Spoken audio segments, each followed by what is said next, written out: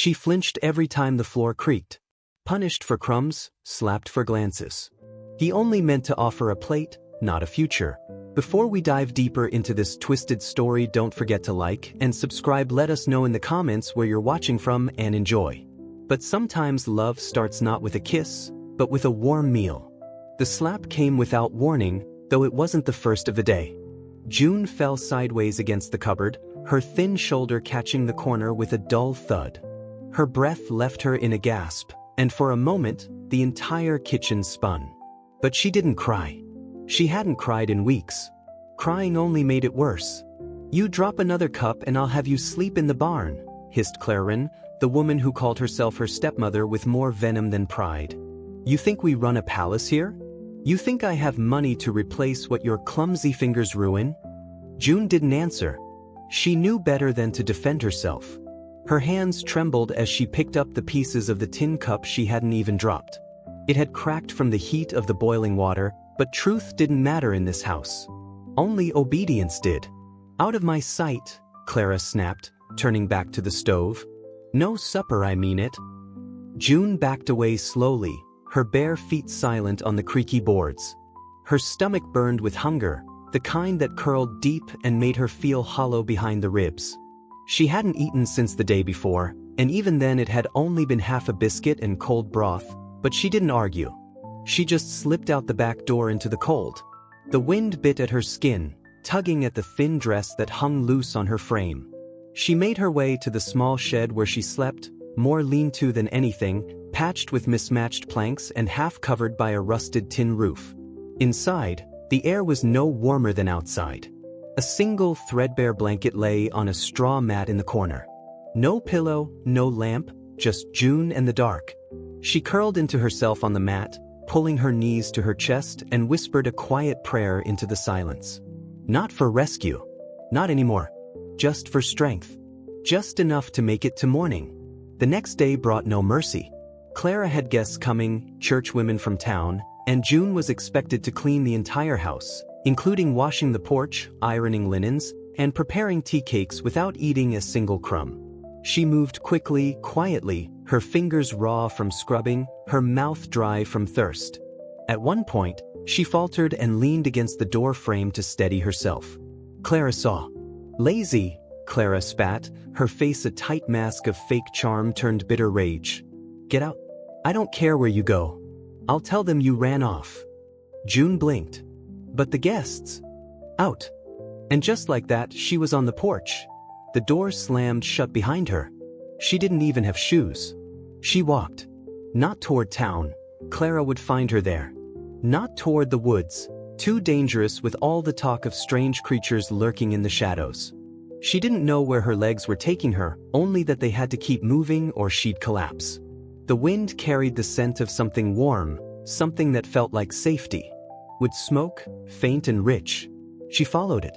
The trail curved past the river and dipped near the orchard, where apples were just beginning to bud, pale and green. And there, tucked beneath the hillside, was a cabin, modest but sturdy. Smoke rose from the chimney, and there was a fence patched with care, not money. Strange pelts hung on lines near the barn, thick, coarse fur unlike anything from cattle or horses. A collection of oversized traps leaned against the porch, and what looked like plaster casts of enormous footprints sat stacked on a wooden table. June stopped. She didn't dare approach. Not right away. She was covered in dirt and ash, her dress torn at the hem, her face sunken. What would they think? What would he think? Because there he was, coming out of the barn, tall and broad-shouldered with sleeves rolled up and a rifle slung over one shoulder. His face was sun-touched, his jaw rough with stubble, and his eyes, God help her, there was no cruelty in them. Around his neck hung a leather pouch filled with what looked like hair samples, and his boots were caked with mud from the deep forest. He noticed her almost immediately. He didn't reach for his rifle. He didn't call for help. He just tilted his head and stepped closer. "You lost?" he asked, voice deep but not unkind. June's lips cracked as she opened her mouth. I'm sorry. I didn't mean to bother you." He looked her over, not with judgment, but with concern. He saw the bruises, the scratches, The way her collarbone jutted like it might split her skin. "You hungry?" he asked. She blinked, stunned, then nodded. He opened the door. "Come on then. I got stew." His name was Rhett Sasquatch Jack Morrison, though most folks just called him Big Jack on account of what he hunted. A widower of 4 years with 3 children, Jude, Miriam, and Cal, who ranged from 6 to 13. He didn't ask June many questions at first, just set a bowl in front of her, passed a thick slice of cornbread, and poured a glass of well water. She ate slow, ashamed of how fast her hands had reached for the food, and slower still when tears started falling into the broth. He didn't say a word about them, just let her cry. The children peeked in one by one. Jude cautious but curious. Miriam all soft eyes and freckled cheeks. And little Cal so full of questions it nearly undid her. "Are you going to live here now?" he asked, mouth full of apple slice. "Cal," Jack warned gently. June shook her head. "No, I just needed to sit. I'll go." "No one's chasing you out," Jack said plainly. "Not if you're running from worse." Her breath caught. He saw her then. Not just the bruises, not just the hunger. The hours passed like days. Jack gave her an old dress and told her she could wash up in the creek. Handed her a brush with broken teeth and a towel that smelled of cedar. When she came back, the sun was low and the world felt changed. Her skin no longer burned. Her hair no longer clung to her face. Her belly blessedly didn't ache. "I should go," she whispered. "Where to?" Jack asked. She had no answer. Jack folded his arms. "Well, you can stay here tonight. We've got blankets and space on the bench. Door locks from the inside." That part mattered more than he knew. She nodded. That night, the nightmares came. She screamed once, jolting upright, hands pressed to her mouth. In the dark, she felt someone rise. Not Clara, not pain, just Jack. He didn't touch her, didn't ask. He just sat by the fire, added wood, and waited for her breathing to slow. June sat beside him. "I'm not good at anything," she whispered. "Everything I do is wrong." Jack stared into the flames. "I've been tracking something in these mountains for near on 10 years. Never caught so much as a clear glimpse. Most folks say I'm wasting my time, chasing shadows." June looked at him. "But you keep going. Because sometimes the hunt matters more than the catch." He turned to her. "You're not wrong. You've just been told that so many times you started believing it." She said nothing. "You need a place?" he asked. "I've got work, chores room, and my kids. Well, they've been needing someone who understands what it's like to feel lost." Her eyes welled up again. He didn't push. "Think on it," was all he said, then stood, tossed a blanket over her shoulders, and left her with the warmth. Back at Clara's, rage brewed. When June hadn't returned, Clara made a point of telling every churchwoman in town how the girl ran off, how trouble always follows orphans, how she was never grateful. But word spread faster than Clara liked. And someone saw the girl near Big Jack Morrison's land. And someone else saw Jack in town buying extra cloth. And Clara, so very used to controlling the story, began to feel something she hadn't in years. Fear. Not of June, but of what June might become if someone actually treated her right. By morning, Jack was already outside checking his traps along the northern slope. The dawn was pale, soft like a half-forgotten hymn, and the frost still clung to the grass in brittle whispers. June watched from the window a long while, a blanket draped over her shoulders, her feet pressed against the warmth of the hearthstone. The children had risen early. Jude already splitting kindling, Miriam brushing her hair carefully in the mirror shard nailed to the wall, and Cal still snoring under the quilt Jack had sewn from scraps. The house smelled of oats and ash and cedar, and for a moment, it didn't feel like she'd stumbled here at all. It felt like maybe, just maybe, this was what life was supposed to be. When she stepped outside, Jack didn't look up. He just kept examining a massive footprint cast, slow and measured. "You sleep any?" he asked. "Some." He nodded. "I can help," she offered, hugging the blanket closer. "You know tracking?" "No, but I learn quick." Jack set down the cast, rubbed his jaw, then motioned to the shed. "There's boots in there and a spare coat. Find something that fits." Can't have you getting frostbite on your second day. Second day. He said it like it was decided.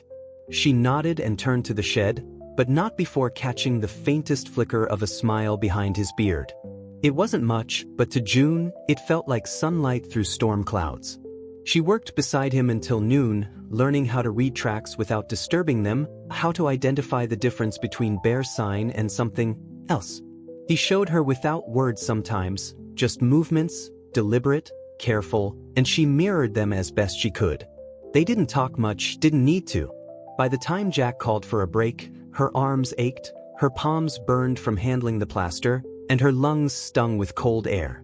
But it was the first honest exhaustion she'd ever felt. Not the kind beaten into her. Not the kind that came from fear. This was work. Real work. And it filled something in her she hadn't known was empty. "You're handy," Jack said, passing her a tin cup of water. "I just do what I'm told." He raised a brow. "Ain't nobody telling you what to do out here." June held his gaze. "Then why'd you let me stay?" Jack looked out across the hills where the land dipped into the valley like a sleeping beast. He took a long breath before answering. "Because you looked like someone who needed a door to open, and I'd had mine shut too many times not to recognize the sound." That evening, as the sun dipped behind the ridge and painted the fields in gold and rust, June helped Miriam peel potatoes for supper. They sat side by side on the porch, legs swinging, laughter slipping easy between them. "You ever seen a real Sasquatch?" Miriam asked. June shook her head. "Your papa ever catch one?" "No, but he's got proof they're out there. Big footprints, hair samples, even recordings of their calls." Miriam's eyes went wide. "Sometimes at night, we hear 'em howling way up in the peaks. Sounds like nothing else in the world." June smiled, her fingers still moving with the paring knife. "I'd like to hear that sometime. You will. You're part of the house now." June stopped. "You think so?" Miriam blinked like the answer was obvious. "You sit at our table. That's all that matters." From the barn, Cal shouted something about finding another big print in the mud. And June laughed so hard she had to set the knife down. Jack stood in the doorway watching them. He didn't say anything, just watched. He saw how June leaned toward the light now. How the weight in her shoulders had lessened. He saw the color returning to her face and the way her hands didn't flinch when someone moved too quickly. Something about that made his chest ache. He turned away before she noticed. 2 days later, the preacher came riding through with word of trouble down in Morrow's Hollow. Said Clarion was asking questions, loud ones, about a runaway girl, about stolen food, about men who took in vagrants without proper cause. Jack kept his face unreadable, just listened as he handed the man a pail of water. "You seen anyone fitting the description?" the preacher asked, voice careful. Jack took his time answering. "Seen a lot of folks lately," he said. "Winter pushes people around. Makes them desperate." The preacher nodded. "That it does. If she's out there, best she find honest work before someone less kind finds her." Jack said nothing. After the man rode off, he went inside and found June organizing his collection of plaster casts near the hearth. "We might get visitors," he said. "Folks asking questions." June froze, a footprint cast still in her hands. "Should I leave?" Jack frowned. "You scared?" She nodded. "Well, that's enough reason to stay." But Clara didn't send a preacher the next time. She came herself. It was a week later. June had started sleeping in the loft. She'd braided Miriam's hair that morning and helped Cal build a fort from sticks and tarps. Jude had finally spoken to her like she wasn't made of glass, and Jack had carved her a spoon, just hers, with a flower etched in the handle. That afternoon, as June carried Wash in from the line, she saw the wagon crest the hill. Her blood ran cold. Clara was dressed in black like she was headed to a funeral, though no one in town had died. Her face was drawn, her lips tight, and beside her sat a deputy with a look of disinterest so sharp it felt like contempt. June dropped the basket and ran inside. Jack was already at the door. "She can't take me," June gasped. "She can't." Jack stepped out onto the porch before Clara could reach the steps. "This your land?" Clara asked, barely disguising her sneer. "It is. You got something of mine." I don't think I do. Clara's eyes narrowed. That girl June. She ran off. She's a ward of my household. She's a person and she's here because she wants to be. The deputy cleared his throat. You got proof of guardianship, ma'am? Clara stiffened. She was left in my care. But no papers? He asked. She's a minor. Jack crossed his arms. She's also got bruises that say more than papers do. Clara's jaw twitched. She's a liar. A little snake with no gratitude. From the doorway, June stepped out, trembling, but she didn't cower. She stood beside Jack. She starved me, June said, her voice steady. Beat me, locked me out in the cold. And now that I'm not there to clean her floorboards, she wants me back. The deputy looked between them, then sighed. This ain't a court, but I ain't dragging a girl nowhere against her will. If she wants to stay, she stays. Clara's face turned red, then white. You'll regret this, she hissed at Jack. All of you will. Jack didn't blink. You done here? She said nothing. Just turned the wagon and rode off, wheels kicking dust like a curse. That night, June sat beside the fire, the carved spoon in her hand. She hadn't said much since Clara left, but her eyes told the story Jack didn't ask for. He just refilled her cup and sat beside her in silence. Thank you, she said at last. You don't owe me thanks. I was nothing when I showed up here. Jack turned to her. You were hungry. That ain't the same.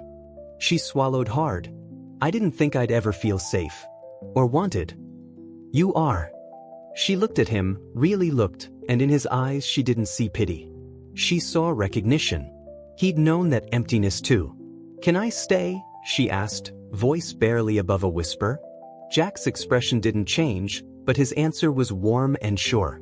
You already are. The days that followed were quieter than June expected. Not peaceful exactly. Life-tracking Sasquatch didn't allow for much sitting still, but steady and, in their own quiet rhythm, comforting. She woke each morning to the sound of roosters and the shuffle of feet overhead as Jude climbed down the ladder from the loft. The air always smelled of bread warming over the stove, smoke curling from the chimney, and the clean, damp scent of the earth outside. For the first time in her life, she rose without dread. Jack had built a routine that kept the children grounded, and now June was part of it. She helped check the trap lines at dawn, organized his research notes, cleaned and cataloged hair samples, and maintained the plaster casts he'd collected over the years. No one barked at her. No one struck her hands for handling the specimens wrong. When she accidentally dropped a mold one morning, Miriam had simply giggled and helped her piece it back together, her laughter light as the breeze. There was no punishment, just patience, just time. June began to speak more. Not much. A question here, a thought there, sometimes a joke. Jack never pushed for words, but he listened to every one of them. And the children, well, they treated her like she'd always been there, like it was natural that she sat at their table, laughed at their teasing, helped them sort through Jack's collection of strange forest findings. But underneath it all, June carried a quiet fear that peace like this couldn't last, that someone or something would come to shatter it, that people like her weren't meant to be safe for long. And she was right. It began with a trip to town. Jack only made the journey once every 2 weeks, and usually he went alone. But this time, he asked June to ride with him. Said he could use help carrying supplies, said the children were growing fast and he'd need extra hands to bring back boots and fabric, soap and flour, and materials for his research. June had hesitated. She hadn't set foot in town since Clara banished her to the outskirts. The last time she'd walked those streets, she'd been trailing behind a cart like a servant. She still remembered how the townspeople looked past her like she wasn't there, or worse, how they glanced just long enough to notice the bruises and then said nothing. But Jack was going and she trusted Jack, so she went. The wagon ride took them past the golden fields stretching toward Bitter Ridge, past the old windmill that creaked like a gossiping ant, past the narrow riverbed that had dried up 2 summers ago and never quite filled again. The breeze was crisp. The sky hung low with clouds but offered no rain. It felt like something suspended, waiting. They reached town by mid-morning. Jack tied off the horses and jumped down. He offered a hand to June, not like a master helping a servant, but like an equal. She took it. People noticed. It started slow. A woman from the general store glanced out the window, narrowed her eyes. A man pumping water paused mid-turn. Another woman, Mrs. Corbin, June thought, nudged her friend and nodded toward them as if confirming a rumor. Jack didn't seem to care. Inside the store, he greeted the clerk with a nod. "Morning, James. Got that sack of oats I asked for?" James nodded. "And your tools came in?" "Back room." June hovered near the door, unsure whether she should follow. The smell of burlap and wood polish made her throat tighten. She thought of Clara, of how she used to be dragged through this place by the wrist, never allowed to linger. If she even looked at a piece of candy too long, there'd be punishment. "Come on then," Jack looked over his shoulder. "Don't need you turning into a statue." She smiled faintly and stepped forward. James raised a brow as she passed, but said nothing. Together they loaded flour, sugar, beans, lamp oil, 2 bars of soap, and a handful of nails into burlap sacks. Jack asked if she preferred blue or green calico for a new dress. June didn't know what to say. She wasn't used to preference. She said blue. When they returned to the wagon, she caught a glimpse of Mrs. Corbin again, this time standing just outside the mercantile. Her expression was unreadable. "Who is she?" the woman asked Jack directly without a smile. He didn't blink. "Her name is June." "And what is she to you?" Jack's tone didn't change, but the words were steady and final. "She's someone who matters." Mrs. Corbin didn't speak again, just stepped aside and watched them pass, her eyes sharp with questions she had no right to ask. The moment they turned off the main road and passed the ridge again, June exhaled like she'd been holding her breath the whole time. "You did good," Jack said quietly, keeping his eyes on the trail. "I didn't do anything," she replied. "You didn't shrink. That's something." She looked down at her hands, still curled tight in her lap. "They hate me." "No, they fear what you represent." She blinked. "What do you mean?" "Change. A girl stepping out of her chains makes people nervous. They'd rather you stayed small." June thought about that the whole ride back. That evening she stood by the window as the wind picked up outside. The sky had darkened, though no rain came. Cal and Jude played checkers near the hearth. Miriam hummed as she fed scraps to the dog beneath the table. Jack sat carving something again, a habit of his when his hands needed work but his mind needed rest. June walked over quietly. "What is it this time?" she asked. He turned the small piece of wood in his hand. "Little horse for Cal's birthday." She nodded. He glanced up at her. "You all right?" "Just thinking about town." She nodded again. "They don't like seeing me with you." "They didn't like seeing me alone either." "Didn't stop me then." "Won't stop me now." June hesitated, then sat down across from him. "Do you ever wish things had gone different? That your wife had?" She trailed off, unsure if the question was too much. But Jack answered after a long moment. "Every day. But not because I don't love my life now. Just because I wish she hadn't had to leave to make room for it." June felt the words sink into her like warmth. She'd never heard anyone speak of grief and grace in the same breath before. "She must have been special," June whispered. "She was. And she'd like you." That caught her off guard. "Why?" "She'd say you see things clear even when you don't want to, and that you love hard even when you think you shouldn't." June's eyes burned suddenly. "She would have made you pie," Jack added, smiling softly, "and told me not to ruin it with too much cinnamon." June laughed through the tears. And then came the knock. It wasn't loud, but it cut through the quiet like a blade. Jack's posture changed instantly. He rose slow, set the carving knife aside, and moved toward the door. June stood behind him, every muscle tensed. When he opened it, he didn't speak. He didn't need to, because standing on the porch was a man in a black hat and polished boots, his coat too clean for someone who'd ridden far. Behind him were 2 others, one holding a ledger, the other with a sidearm tucked openly at his hip. The man tipped his hat. "Evening." Jack didn't return the gesture. "You're on my land." "Name's Everett Kane," the man said smoothly. "I work for Judge Larkin in Dry County. We're conducting inquiries into minor custody arrangements, especially involving fugitives from lawful guardianship." Jack said nothing. Kane continued. Got word a girl by the name of June Wren was seen here. June flinched. Reckon I need to speak with her. Privately. Jack's voice was like steel. You reckon wrong. The man's smile tightened. I'm authorized to take her for questioning by order of the circuit court. You got papers? He pulled a folded document from his coat, but Jack didn't take it. I'll have to verify that with the sheriff. Sheriff's a friend of Judge Larkin. So is the Lord. I'll check with him too.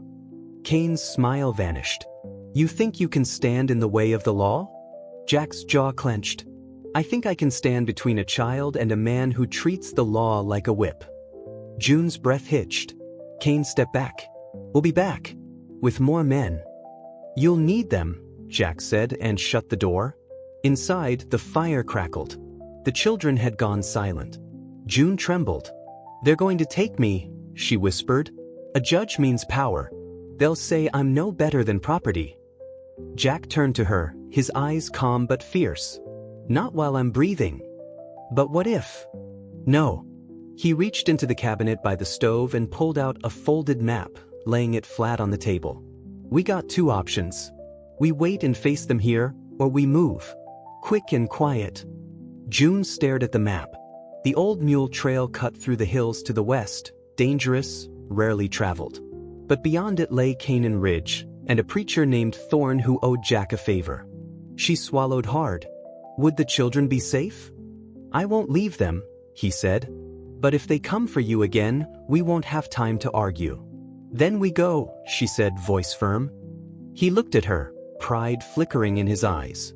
We go at first light. The stars blinked cold and indifferent as Jack stood in the barn, lacing the saddlebags tight. Every motion was deliberate, hands moving with the slow purpose of a man measuring risk against necessity. The horses, Bo, the older gelding, and Daisy, a sturdy mare with kind eyes, stamped lightly against the straw, sensing the tension in the air. Jack didn't speak, not even to himself, just listened to the wind, to the far-off rustle of dry leaves, to the breath of the world holding itself still. Inside the house, June packed in silence. She wrapped bread in cloth, folded 2 changes of clothes into a flour sack, and slid the wooden spoon Jack carved for her between the folds. She didn't own much, never had, but what little she had now mattered. The dress Miriam helped her mend. The scarf Cal gave her when she'd sneezed once. The scrap of paper where Jude had written her name just to show her it belonged. When she glanced out the window, she saw Jack checking the cinch on Bo's saddle again. Her heart twisted. Miriam was asleep, her arms tucked beneath her pillow. Jude curled on his side, breathing soft and steady. Cal had tried to wait up, but sleep claimed him mid-sentence on the floor, clutching his stuffed cloth rabbit. June stood over them for a long moment, memorizing their faces. Then she stepped outside. Jack met her with a nod. Pack light? She nodded. You sure about this? She didn't answer with words. Just stepped to Daisy's side and began tying her bundle to the backstrap. That was enough. They rode out just before dawn, the sky still clinging to night, pale blue bleeding into the horizon like a bruise healing from the center. Jack led them west toward the old mule trail, a narrow, winding path that hugged the ridge and dipped into valleys choked with brush and shadow. It hadn't been used regularly in years, not since the railway took over most supply runs, but it offered cover and distance, and the kind of forgotten space a man could disappear into if he needed. They didn't speak much the first hour. The sound of hooves on dirt and gravel filled the quiet. June kept her eyes forward, but her mind backward, on the cabin, the children, the firelight flickering against the walls. She told herself it was temporary, that she'd return, that this wasn't running, it was protecting. But it still felt like loss. By midday, they reached the old miner's bridge, a rickety stretch of planks bound by iron bolts and prayer. Jack dismounted and checked the crossbeams before leading Bo across. June followed, heart pounding with every creak beneath Daisy's hooves. On the other side, the woods grew thick. Jack paused, listening. What is it? June whispered. Nothing yet, he said. But I don't like how quiet it is. June scanned the trees. Shadows leaned long and sharp across the trail. A hawk circled high above, its cry sharp and lonely. Somewhere to the east, a branch snapped. Not loud, but not natural either. Jack's eyes narrowed. We move. They pushed forward faster now. The trail wound through dense brush, past half-rotted markers and fallen logs. Jack kept one hand near his rifle, though he didn't draw it yet. June could feel it too, the tension like a wire pulled tight between trees. Then came the voice. Well now, ain't this a tender little scene? They stopped. From the trees stepped 3 men, dust-covered and armed. One held a rifle across his chest. Another chewed something, tobacco maybe, and grinned like a man who thought the world owed him. The third, tall and lean, carried a paper in his left hand. Jack's voice was low. Kane. Everett Kane tipped his hat. You ride fast for a man with no guilt. I ride fast for a man with children to protect. Kane's smile didn't fade. You're harboring a runaway, interfering with court process, transporting her across county lines. You bring the sheriff? Kane shook his head. Sheriff's got better things to do. This here's private enforcement. Judge Larkin's authority. June stepped forward. I'm not a criminal. Kane's eyes slid to her. Darling, the law doesn't care if you're sweet, just if you're disobedient. Jack stepped in front of her. You're not laying a hand on her. Kane sighed, then nodded to the man with the rifle. Take her. The man moved. Jack drew in one motion, fast and fluid. Don't, he warned. The rifleman paused. You going to shoot a man of the law? You ain't the law. The standoff cracked the silence wide open. June's heart pounded so loud it drowned the birds, the wind, even her own breath. Kane's eyes cooled. You think this ends with you winning? No, Jack said. I think it ends with you bleeding. Kane's jaw twitched. So be it. The rifleman raised his weapon, and a shot rang out from somewhere behind them. The man dropped, his shoulder torn wide. Chaos exploded. Jack spun, firing once, twice. The second man screamed and fell back, leg buckling. Kane scrambled behind a tree, shouting curses. From the trees behind came a figure, tall, broad, wearing a preacher's coat and a star pinned beneath the lapel. Hands where I can see them, he barked. Kane froze. Thorn, Jack breathed, relief cutting through the tension. The preacher turned lawman advanced, shotgun steady. I heard you'd be coming west, he said. Didn't expect company. Kane snarled. This ain't your jurisdiction. Thorn raised his brows. It is when you drag a girl across counties without proper writ or escort. She's a ward. She's a girl. And from what I've heard, a mistreated one. Kane glanced between the barrels aimed at him. Drop your weapon, Thorn said. Kane hesitated. Now. He dropped it.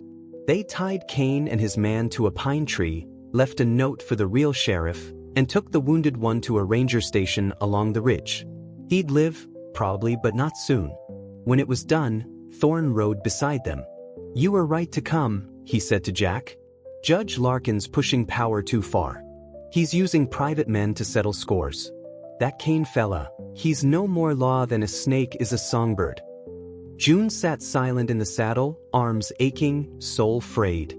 Thorn looked at her. You all right, miss? She nodded. He didn't push. You've got sanctuary west of here, he said. My chapel's empty most days, but the parsonage is sturdy. You'll have neighbors who don't ask questions. Thank you, Jack said. But we're heading back. Thorn looked surprised. Back? To the ranch? To the kids? June's not hiding. Not anymore. June turned to him, stunned. But he looked at her, his face steady. This ain't your shame, he said. It's theirs. And I won't let them make you run from your own life. But the judge? We've got friends now. Witnesses. And we've got truth. Let them come. Thorn nodded once. If you need me, send word. The ride back was long. They reached the homestead just as the sun began to fall, painting the hills in firelight. The children came running from the barn, barefoot and breathless, shouting June's name. She dismounted slowly. Cal threw his arms around her waist. You came back. Miriam clutched her hand. We made pie. Jude offered no words, just a silent nod, respectful and strong. Jack watched her from the porch. "You sure?" he asked one last time. June looked at the house, the field, the children, the dog barking in circles. Then she looked at him. "I'm sure." That night they ate by lamplight. The pie was lopsided, too sweet, the crust uneven. June thought it was perfect. Jack sat beside her, not touching, not claiming, just present. Later, when the children had gone to bed, she stood by the window watching the stars. Jack came to stand beside her. "You scared?" he asked. "A little." "Me too." She turned to him. "What now?" "We live," he said. "We fight if we have to, but we don't run." She nodded. "Thank you," she whispered. Jack met her eyes. "You don't have to keep thanking me, June. This is your home too." She blinked. The words landed with weight and wonder. Her home. Not borrowed, not temporary. Hers. And for the first time in her life, she believed it might be true. The days that followed were golden, as if the land itself had paused to give them a breath. The wind softened. The sky stretched wide and clean. The fields glowed beneath a high spring sun, and even the chickens seemed to cluck with more contentment than usual. It was the kind of peace that never made noise about itself. It just lingered, humble and warm, in the way morning light rests on a wooden floor. June rose early, not out of fear or habit, but out of purpose. She moved with rhythm now, sweeping before the children woke, kneading bread beside Miriam, checking Jack's research notes while Cal told stories about the giant footprints he was convinced belonged to a friendly monster.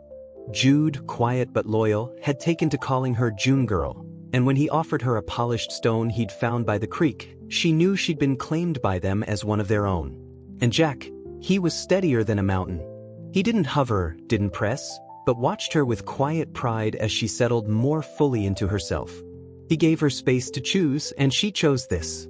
Not just the safety of the cabin, but the life within it.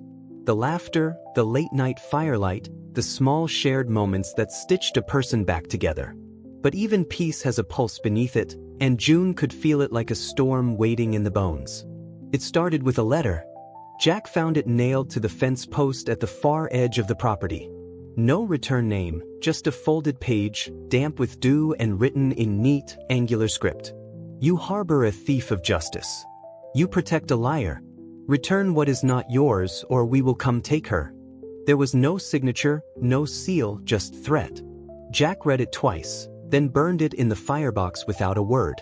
When June asked what it was, he only said, "Someone with too much ink and not enough spine." But she saw the way his shoulders tightened. Saw how he moved the rifle closer to the door at night. How he started walking the property after sundown, checking his Sasquatch traps with extra care, as if whatever stalked the mountains might not be the only danger lurking in the shadows. The air had shifted again. 3 nights later, they heard the dog bark. A single sharp note that snapped the cabin awake. Jack was up instantly, rifle in hand. June rushed to the children's room where Miriam clung to her arm and Jude crouched low with a wooden bat he'd whittled himself. "Cal didn't cry," he whispered. "Is it thunder?" And June held him close. Jack stepped onto the porch, boots crunching softly in the dark. The moon was full, casting silver over everything, but the trees beyond the pasture swallowed light like ink. He stood there for a long minute. Then he called out, "Who's out there?" Silence. Then a soft rustle, too deliberate to be wind. Jack raised the rifle. "You're trespassing. I suggest you turn back." Still nothing. He didn't fire. Not yet. But he didn't lower the weapon either. Eventually, the rustling stopped. They waited until sunrise, but no one came forward. No tracks, no voices, just unease coiled tight around the cabin like barbed wire. The next morning, Jack rode into town alone. "Let me come," June had said. "You might need." But he shook his head. "I need you here with them." He didn't say it, but she understood. If something happened to him, they'd need her more than ever. He rode fast, made straight for the sheriff's office. Sheriff Colton was a fair man, grizzled and dry-witted, with a limp in his left leg and a fondness for cardamom tobacco. "What brings you stomping through my door like a dust storm?" the sheriff asked, leaning back in his creaking chair. Jack tossed a charred corner of the letter onto the desk. Colton raised a brow. That yours? Was before I burned it. Found it on my fence. Colton picked it up with 2 fingers, examined the handwriting. And who's this thief of justice they're raving about? June Wren. Colton's jaw tightened. Girl with the eyes too old for her age? That's the one. Colton leaned back.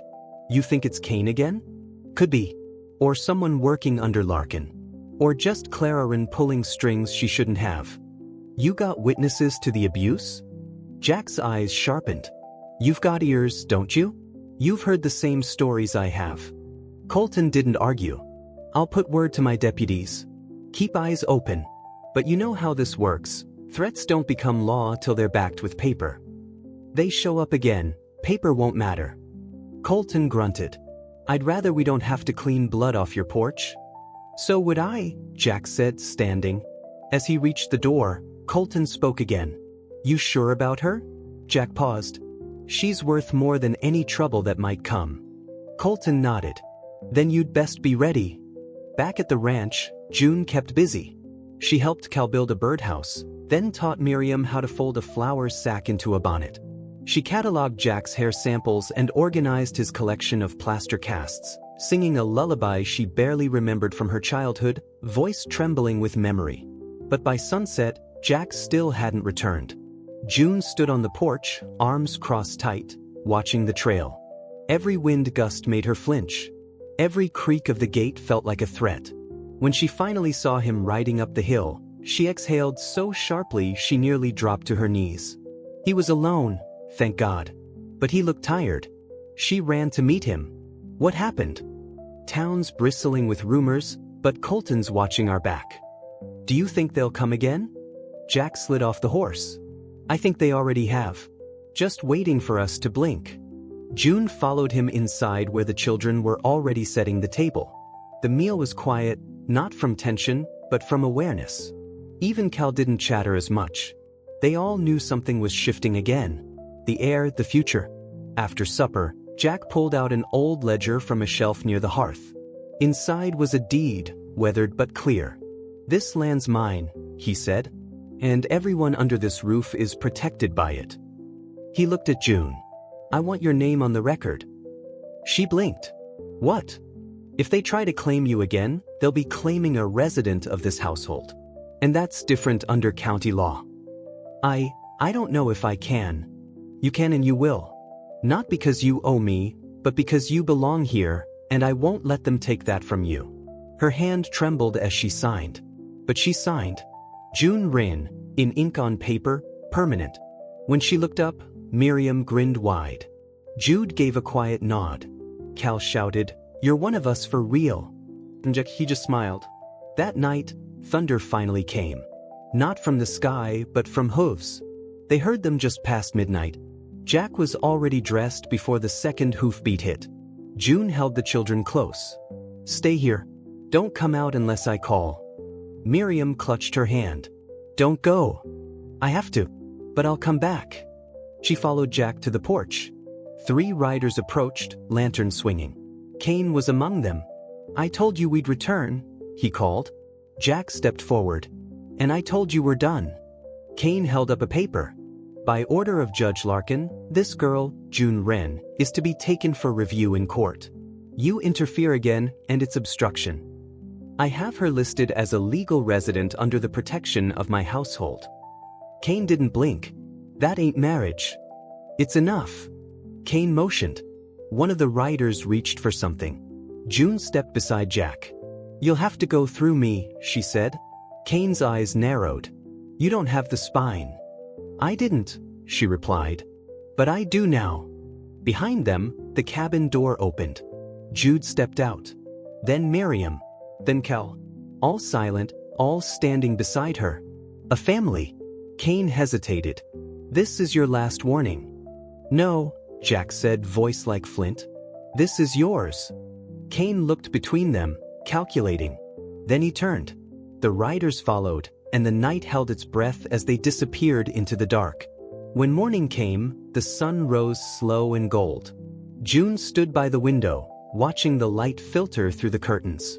Her hands were still, her breath even. Jack walked over, coffee in hand. "They'll try again," she said softly. "Probably. But I'm not running." He nodded. She looked at him. "You're not just a man who opened a door. You're the one who let me stay." He didn't smile, just met her eyes. "You stayed because you had it in you. I just made room."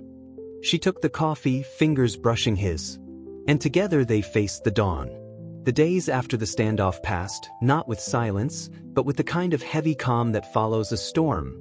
A stillness edged with waiting, the kind that never settles deep in your bones because you're too busy listening for the next crack of thunder.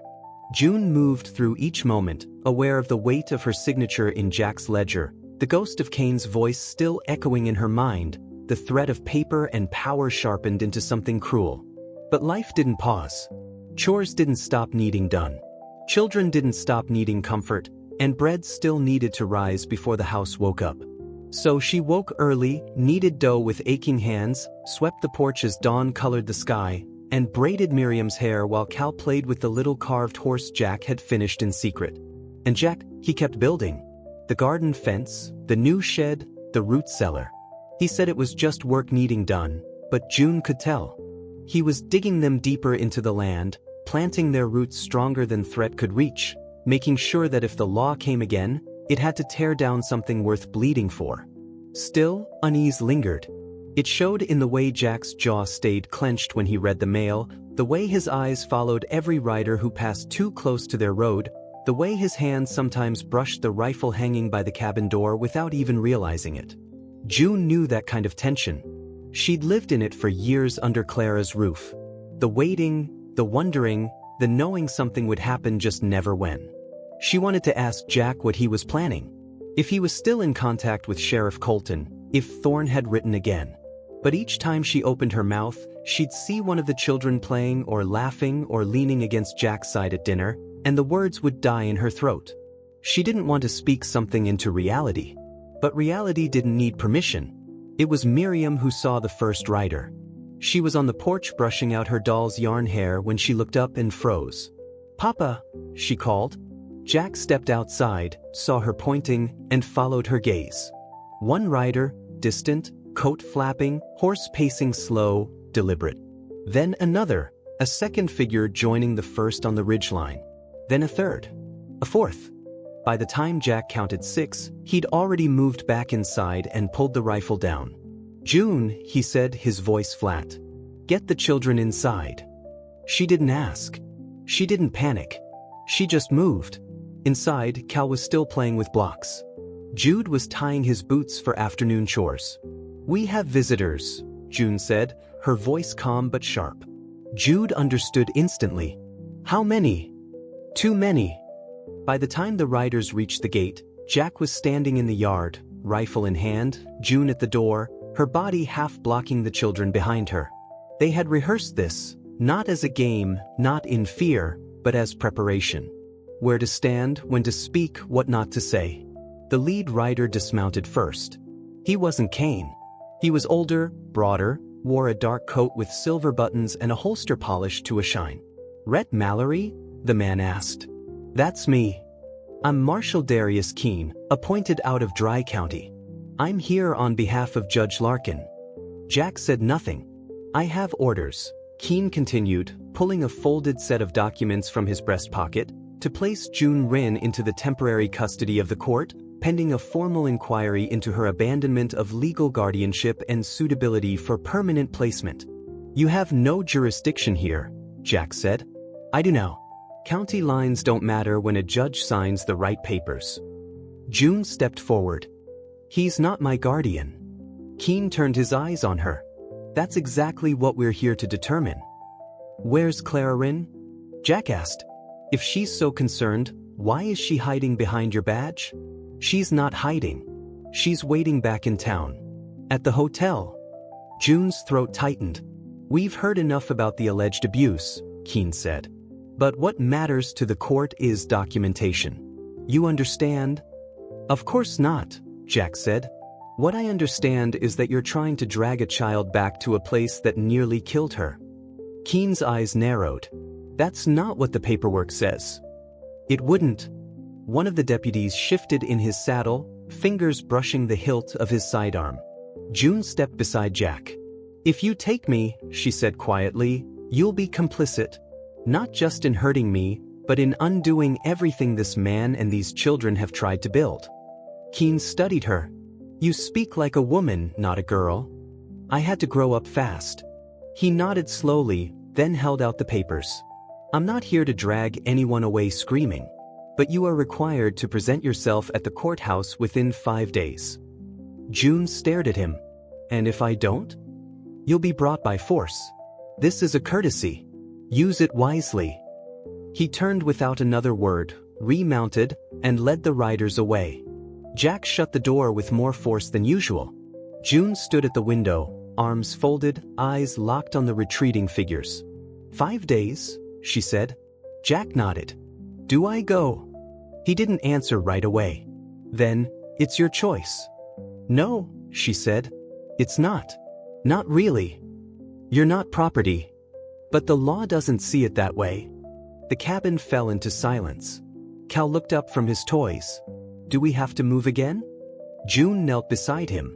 "No, sweetheart. We're not running." "Even if they're mean?" She nodded. "Especially then." That night, Jack rode into town again, alone. This time, he went straight to the church. Pastor Thorne was sweeping the steps when he arrived, lantern lit beside him. "I figured you'd come," Thorne said without looking up. "I need your help." "You've got it." "They're trying to drag her to court. Not for justice, for control." Thorne leaned on the broom. "And? I need someone who can stand for her. Who knows the law better than they do." Thorne sighed. "You're asking me to testify. I'm asking you to help keep a girl from being torn from the only real home she's ever known." The pastor looked up. "You know what that'll cost me?" "I do." Thorne studied him. "Then I'll do it." The next 4 days were a blur. June prepared as if for battle. She ironed the best dress she had, washed her hair twice, and even let Miriam sew a ribbon into the hem. Jack wrote statements. Jude carved a small wooden dove and slipped it into her pocket when she wasn't looking. Cal prayed every night for God to punch the mean people in the nose. They rode into town on the morning of the 5th day. Jack, June, Pastor Thorne. The courthouse loomed like a wound on the earth, pale and broad and cold. Inside, Judge Larkin sat on a bench carved from walnut, his face waxy with false concern. Claire was there too. Her dress was new. Her hat was blue. Her smile was poison. She didn't look at June until she had to. And even then it was as if she were examining a pest that had grown teeth. The courtroom was half full. Townspeople, curious eyes, whispers. Some remembered the way June used to flinch.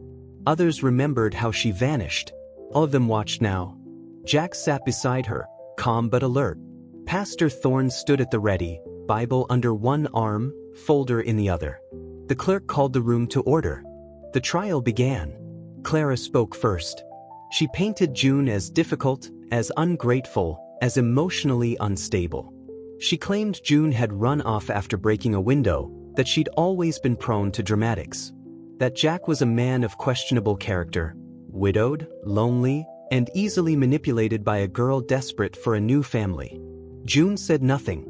Then Jack stood. He didn't argue. He didn't shout. He just spoke. Of the bruises he saw, the nightmares he'd watched her endure. The way the children had taken to her like roots to soil, how she had built a life, not stolen one. How she didn't ask for pity, only peace. Then Pastor Thorne spoke. He handed the judge testimony from 3 townspeople, all who had seen Clara strike the girl. A letter from Sheriff Colton confirming no crime had ever been committed on Jack's property.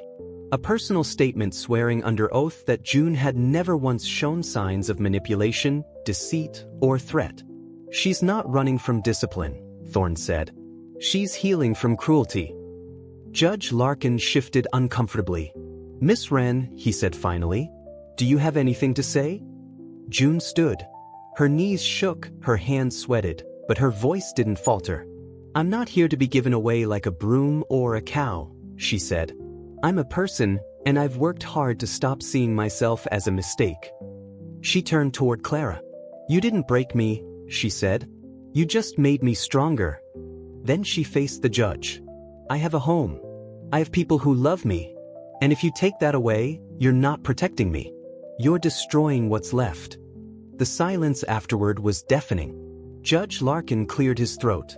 "This court recognizes that Miss June Wren is no longer under legal guardianship by Clara Wren, as said guardianship was never formally filed, documented, or recorded.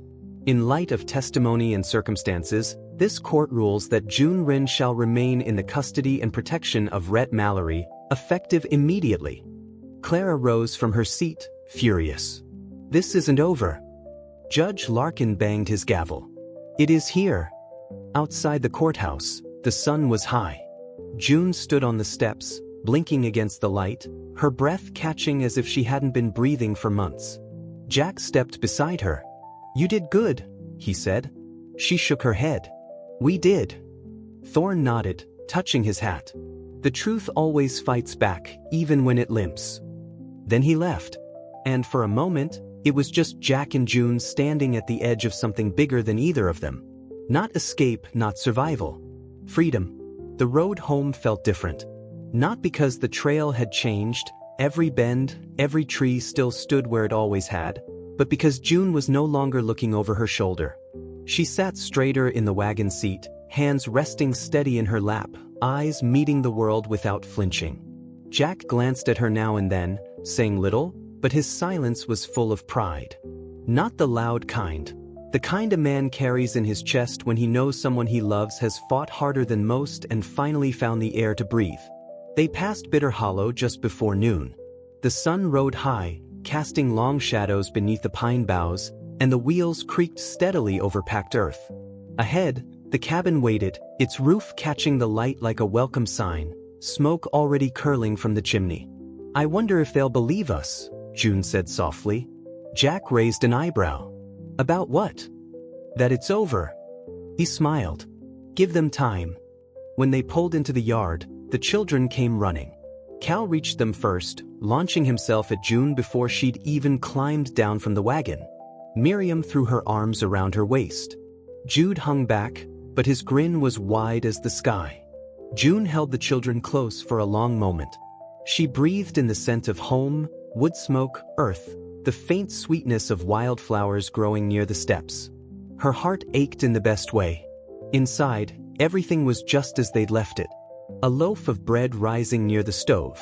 The water basin full and clean. Cal's drawing of a family fort, taped to the side of the cupboard with wax. The fire still burned low in the hearth. And June stepped back into the house not as a guest, not as a girl hiding from shadows, but as someone who belonged. That evening they ate together by lamplight. The children begged for the story of the courthouse again and again. How June spoke, how Clara scowled, how the judge actually listened. June tried to downplay it, but Cal puffed his chest out and declared, "You're a legend now." "Not a legend," June said, laughing. "Just someone who got tired of being quiet." Miriam reached across the table, fingers brushing hers. "You're brave." June met her gaze. "So are you." Spring gave way to summer. The fields bloomed wild with color, and the children ran barefoot through creeks and tall grass, shouting about dragons and kingdoms in far-off worlds.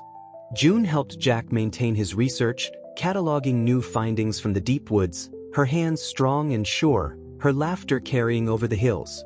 They held dances on the porch some evenings, just the family, no music but humming and clapping and Cal's off-key harmonica. And in the still of night, June would rest her head on Jack's shoulder and listen to the steady breath of a man who had never once let her fall. Then came the letter. This time it wasn't a threat. It was addressed to Mrs. June Wren Mallory. The sender, Miss Hansley. June opened it by the creek beneath the cottonwood. "Dear Mrs. Mallory, after reading the pages you left in my care, I've taken the liberty of sharing your words with a friend at a publisher's house in Denver. She believes they might be of value. Real value. She's asked if you'd be willing to send more, perhaps a full account. Your words hold weight. You give voice to girls who have been taught silence. Let me know if you'd consider it. With admiration, Agnes Hansley." June stared at the paper for a long time. Then she stood, walked back to the cabin, and set the letter on her writing desk. That night, she wrote until the candle burned low. And when Jack walked in, sleepy-eyed and soft at the edges, he didn't say anything, just kissed the top of her head and set a fresh cup of tea beside her hand. "You think I should do it?" she asked. He didn't hesitate. "I think the world's waited long enough to hear you." Months passed, then a year, then another. They didn't all pass cleanly. Storms came, equipment broke, Jack's Sasquatch research hit dead ends, but they were real problems, and that was enough. Through every hardship, June never once asked herself if she belonged. The question had been answered in sunlit mornings, in muddy boots on the porch, in Cal's drawings tucked under her pillow, in the sound of Jack snoring softly beside her. And in the letters. Because more came, from other girls, women, mothers, strangers who had read her words printed in the back pages of dusty journals or tucked into pamphlets left on church benches. "I thought I was broken too. I never told anyone what happened to me until I read what you wrote. Thank you for not staying quiet." June cried over everyone and answered everyone. By the third year, the garden was twice its original size. Jack had added a porch swing. Cal could read whole chapters by himself. Miriam had started learning to bake. And Jude, strong, steady Jude, had taken to fixing broken chairs and selling them in town. He was saving for something. He wouldn't say what. One night, June found Jack sitting on the porch steps, watching the stars. She sat beside him, leaned against his side. "You ever think we'd get here?" she asked. "No," he said, "but I prayed we would." She smiled. "I still don't know why you opened that door." "Because someone had to, and I figured maybe I could be the one." She turned to him. "You didn't save me." "I know. You made room for me to save myself." He looked at her, and this time he did smile. "I'll keep making room." One morning, a girl came knocking. She was thin, wrapped in a too-big coat, eyes wide with hunger and hurt. June answered the door before Jack could reach it. The girl didn't speak at first, just held out a slip of paper, smudged, folded, clutched too tight for too long. It was a torn piece of a page. "He didn't save me. He didn't have to." June knelt down. "You're safe," she whispered. The girl nodded, tears falling fast. Jack stepped into the doorway behind her. "Room for one more?" he asked. June looked over her shoulder, her eyes full of something brighter than pride, deeper than hope. "Always." And so it began again. Not because they were heroes. Not because they were trying to change the world. But because once, long ago, a girl had knocked only to survive. And a man had opened the door just to pass another night in silence. And together they had found something more.